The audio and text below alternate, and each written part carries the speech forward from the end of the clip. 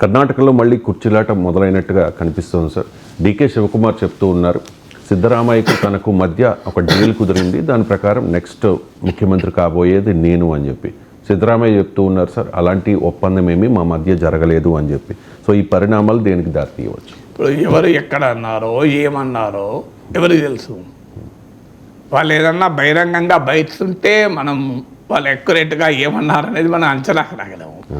ఇవన్నీ మీడియా కథనాలు, media speculation నాకు తెలిసినంత వరకు.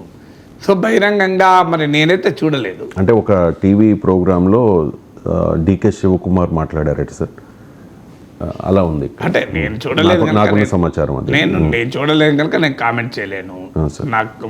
కానీ ఒకటి మాత్రం నిజం, కర్ణాటకలో ముఖ్యమంత్రి పదవికి శివకుమార్ సిద్ధరామయ్యలు పోటీ పడ్డది నిజం. పోటీ పడ్డది కనుకనే హైకమాండ్ వారం రోజులు తీసుకున్నారు. తెలంగాణలో కూడా పోటీ ఉండే కానీ 24 గంటల్లో డిసిషన్ తీసుకున్నారు. సో ఆ రోజుల్లో కూడా ఈ వార్త వచ్చింది, అండర్స్టాండింగ్ కుదిరింది అని. కానీ అల్టిమేట్గా డీల్ కుదిరిందా లేదా చెప్పాల్సింది శివకుమార్ కాదు, చెప్పాల్సింది రాహుల్ గాంధీ, మల్లికార్జున్ ఖర్గేలు. సో ఇప్పుడు ఇలాంటి ఒప్పందాలే కుదిరాయి అని ఛత్తీస్గఢ్లో కూడా వార్తలు వచ్చాయి.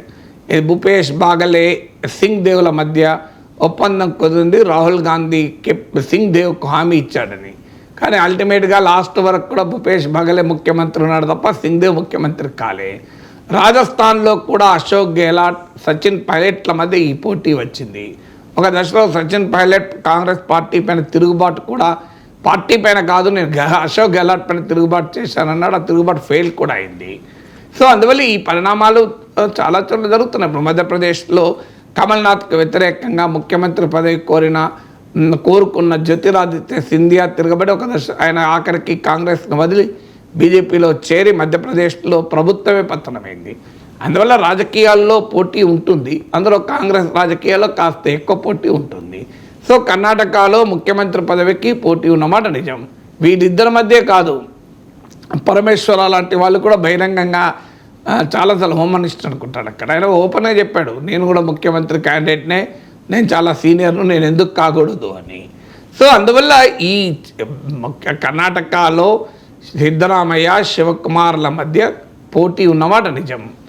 ఇద్దరు కూడా కాంగ్రెస్ పార్టీ కర్ణాటకలో విజయం సాధించడంలో కీలక భూమిక పోషించారు. డీకే శివకుమార్ ఆర్గనైజేషనల్ స్కిల్స్, ఆయన రిసోర్సెస్ ఇవన్నీ ఒక ఎత్తు. సిద్ధరామయ్యకున్న విస్తృత ప్రజా పునాది కాంగ్రెస్ పార్టీ గెలుపుకు కారణమైంది.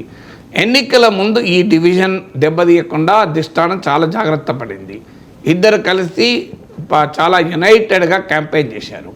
తెలంగాణలో కూడా మనము విభేదాలు ఎన్ని ఉన్నా యునైటెడ్గా క్యాంపెయిన్ చేశారు. సో అందువల్ల ఇప్పుడు కాంగ్రెస్ పార్టీలో ఈ కుర్చీ లాంటి కనుక ఆ పార్టీ ఉధృతమైతే ఖచ్చితంగా పార్టీకి నష్టం.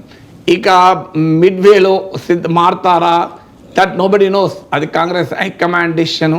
కర్ణాటకలో కాంగ్రెస్ ఎమ్మెల్యేలు ఏ రకంగా ఉంటారు అని. అందువల్ల ఈ వార్తలు చాలా కాలంగా వస్తున్నాయి. శివకుమార్ మద్దతుదారులు, సిద్ధరామయ్య మద్దతుదారులు అడపాదడప మాట్లాడుతూనే ఉంటారు బహిరంగంగా. కానీ అది ఏ రూపం సంతరించుకుంటుందో ఇప్పుడే మనం స్పెక్యులేట్ చేయలేం.